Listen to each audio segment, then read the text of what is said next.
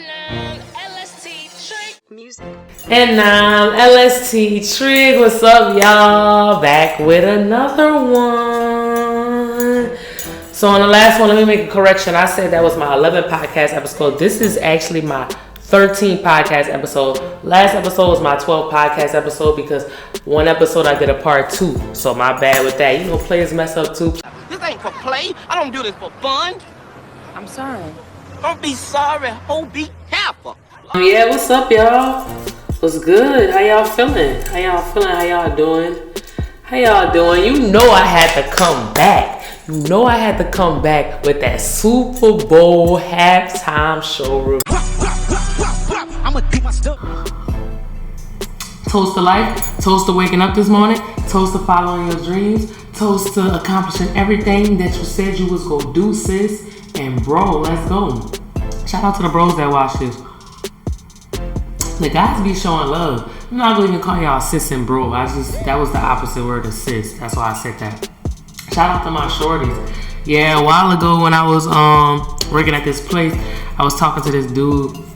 Man, shout out Solomon. He was like, I think you should name your fans your shorties. So, you know, if y'all know me and y'all know L.S.T, if y'all don't, I'm not about to explain it. But save that for another episode. What up, shorty? What up, shorty gang? L.S.T. So, man, back to what I was talking about. Let's get into that Kendrick Lamar Super Bowl review halftime show performance. Woo! Shout out Kendrick Lamar. You already know what I'm coming with. Say, I heard you like him. Yeah, you saw that smirk in that camera? Did you see that smirk in that camera? Like I told you, I'm a Drake fan. I'm a Kendrick Lamar fan. Right is right, wrong is wrong. I'm in the middle. Like, I just gotta see both sides. You know, I feel how, you know, Drake would feel, but at the same time, like I said, Drake did so many people. Drake would have definitely did this. So if Drake would have performed at the Super Bowl, he definitely would have dissed his op. Like, come on, we saw Drake on a tour with Meek Mill, putting the Meek Mill picture behind every show performance. Drake is King Petty. So I don't understand, like, why the lawsuits and stuff come out now when you met your match, if not worse, because Kendrick, that boy with the subliminals and the symbolism. But forget all that nonsense. Like, I want to talk about the symbolism behind the actual performance that may have went over some of y'all heads. Boy, like, did y'all see how he had all black people, but the American flag basically saying, like, black people built this country. Come on now, come on. Black people built America. We know this, though. People that's in tune, we know our ancestors built this country. They know this, but you know, some people just really be out of tune. Like, some people was at that Super Bowl and really didn't know what he was talking about, didn't know the message. It was just jamming to the music, just happy to be there, happy to be in that energy. You know that energy I'm talking about, when you just feel anointed, you just feel powerful, you just feel like that authority, like, without trying. I mean, if you don't know, I feel that because that's how I am. So you gotta get that feeling. I hope you experience that feeling one day. But when he was on that stage, it was bigger than the Drake mess that y'all talking about. It was the message, the power. Did y'all see Samuel L. Jackson? He was Uncle Sam. Come on now, the message, Uncle Sam. Come on now, basically saying how America owes us. It may get too deep for y'all, but you know, I'm gonna just give my opinion. I don't really care about how y'all feel about it. I mean, I care if you here to learn, but I don't care about all that arguing and ignorance. Y'all need to do y'all history. Just saying how coming back for what was old to us, you know, you just gotta do your research on history. But you know, black people did build this country, our ancestors. Shout out to the ancestors. And it's also Black History Month. Happy Black History Month. Hey, it feels good to be black. Hey, it feels good to be black. I'm feeling like Serena. I am weak, man. Serena, that was petty. I ain't gonna lie. I wonder how, like, that ain't none of my business. But you know how men be when you throwing shade at your ex, or how girls be when you throwing shade at your ex. Like, you still care about that bitch? You still pressed about that bitch?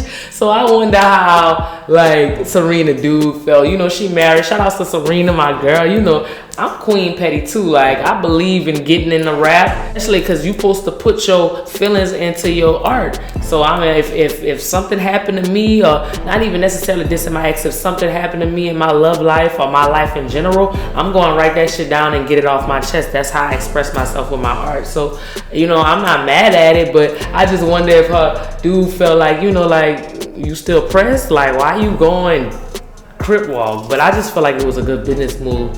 You know, when I'm thinking about it, like, it ain't even probably about that. I just think it was a good business move. I'm pretty sure she got paid very well to show up.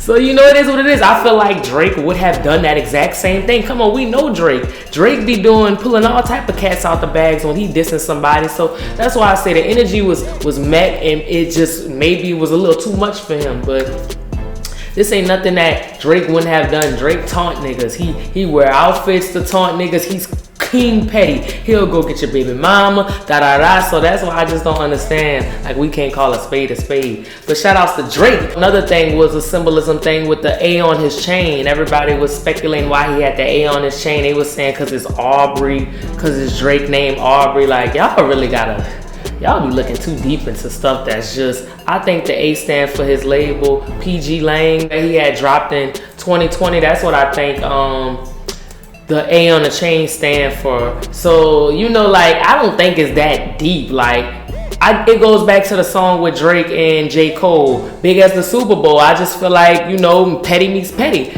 He went to the Super Bowl, so he had to say dude's name. It was the #1 hit song of the world. Like, come on now, that was the #1 song. That goes to my next statement. A lot of people are saying like Kendrick Lamar wasn't deserving of the Super Bowl. Everybody may have their own opinion. Your opinion is your opinion, especially being from New Orleans. Like, a lot of people was mad that Wayne didn't get the Super Bowl. I understand why they felt that way. You know, Wayne is a legend in New Orleans, and like I said on past episodes, it would have been great to see him at the Super Bowl, but we can't change that, so why dwell on it? He wasn't at the Super Bowl, obviously, and he already said he didn't want to open up or be brought on as a guest. He wanted to own the stage, and I respect that, so let's not dwell on it. Y'all taking this y'all and y'all feelings too deep about this. Now y'all saying the man performances, y'all saying the Hot Boys would have been better. Like, first of all, y'all wasn't even in the building. That's what I don't understand. Come on, why you hating outside the club? You can't even get in. Whatever Chris Brown said. It's just like, bruh, y'all wasn't even at the Super Bowl. We saw who was at the Super Bowl. It was a lot of fair-skinned people at the Super Bowl. No offense, but y'all that's complaining can't even afford the tickets to go to the Super Bowl. Y'all complaining about watching the performance on TV, and I get it. Television consumes it as well, but the people at the Super Bowl, I don't think they cared if Wayne or Kendrick Lamar performed. They just dancing. They ain't really even really listening to the lyrics, because if you listen to the lyrics, he talking to y'all. But we ain't gonna elaborate too much on that, because you know y'all get political. I get to talking about certain controversial things. So my thing is, like, stop worrying about if Wayne was there. He wasn't. Let's focus on the actual performance and the message behind the performance, instead of saying he performed everything off his album. Duh! That's the smartest business move ever. Like, we could just tell y'all not business savvy. Why wouldn't, if I just dropped the album, why wouldn't I perform my album at one of the biggest broadcasting events in the world at that moment? Like, come on, man. And to prove my point, after that Super Bowl performance, his percentage went up 175% on Spotify. So it's just like, duh, that was a very smart move for Kendrick Lamar to perform his album. He just dropped the album. Like, y'all just, come on now, like, let that man have his moment. Let that man, and he stood on business with the message, the symbolism. Like, go do your history.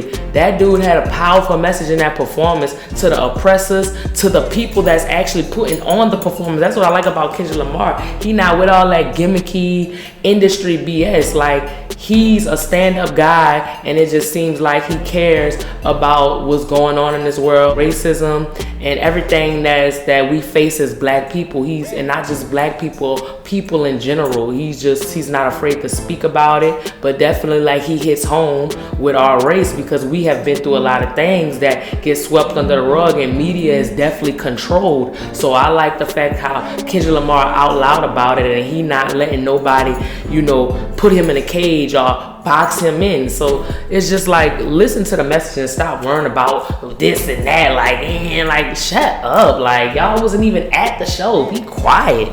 Anyways, the message was powerful. He did a dope performance, and shout outs to Kendrick Lamar. I loved it. I was on that thing. Woo! I felt that performance. Like, y'all gotta really be into music.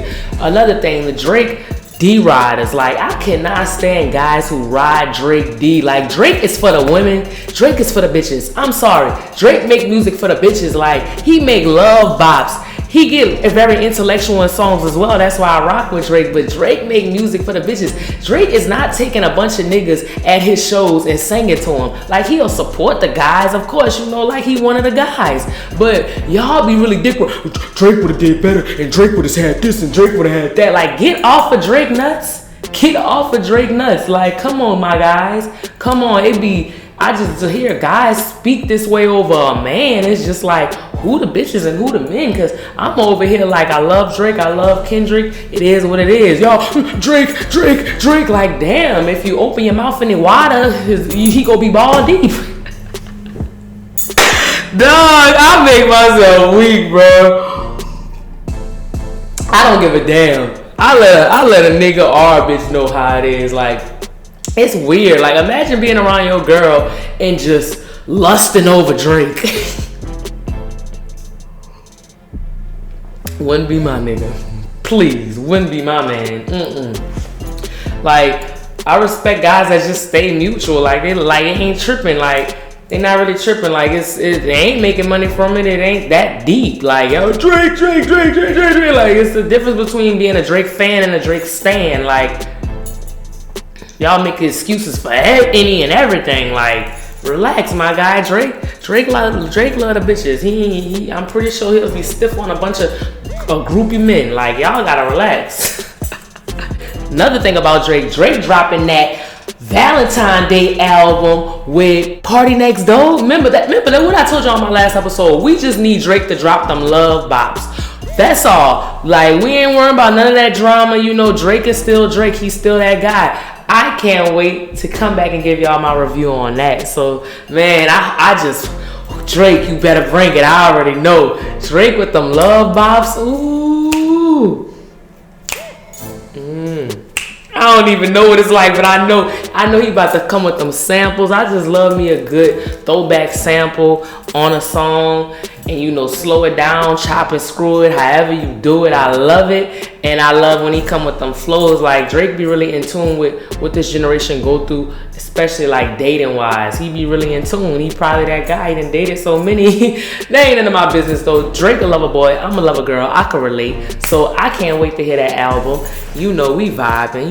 We vibing. You see me. We vibing. So, like I said, I feel like Drake will make a comeback. So hopefully this album is what it is, and I can't wait to hear it. Valentine's Day, Some Sexy for You with Party Next Door. I can't wait to review that. And when Drake dropped them bops I'm gonna play them bops way to the summer. Probably still in the summer.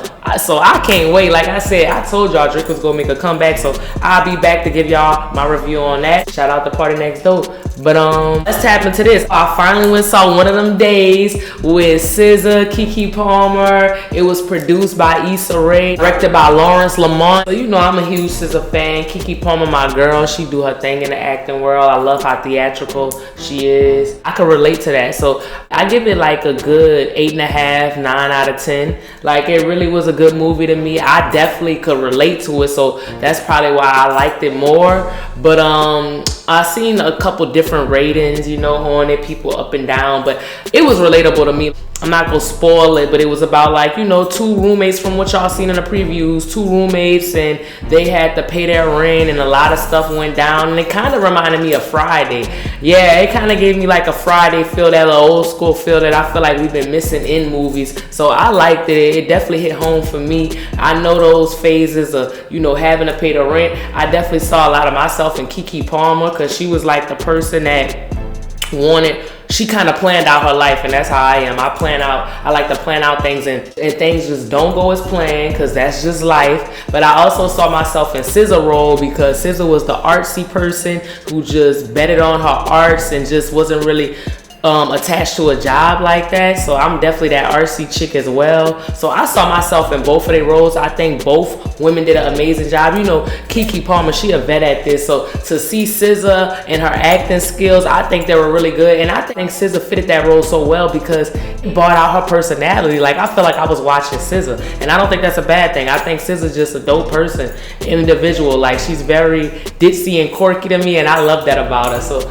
that movie was dope. Cat Williams was in it. He did a good job. Janelle James was in it from Abbott Elementary. She's a good actor. She's really funny. I don't know, is she a comedian? I need to do my research on her. Actor Patrick Cage, which was Keke Palmer's love interest. His role, it really stood out to me. The other dude that was SZA love interest, Joshua David, you know, I got hella raps for niggas in real life that play his role.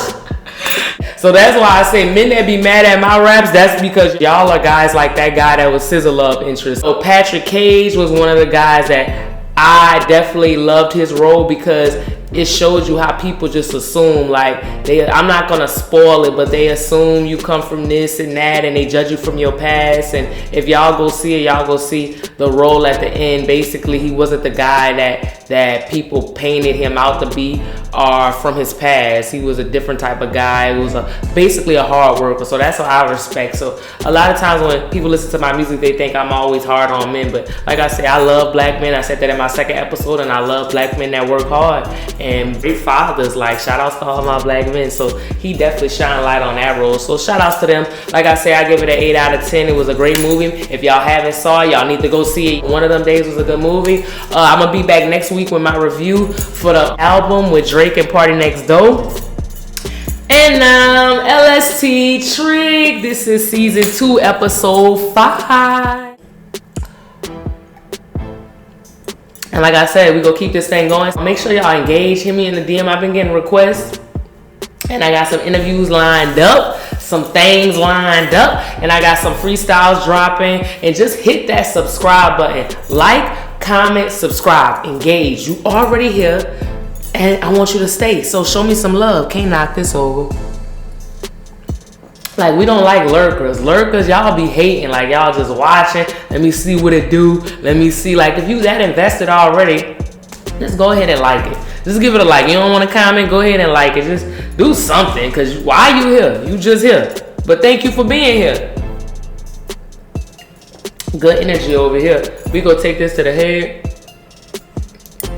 Thank y'all. And you know what? I love y'all. Thank y'all for rocking with me. And we out.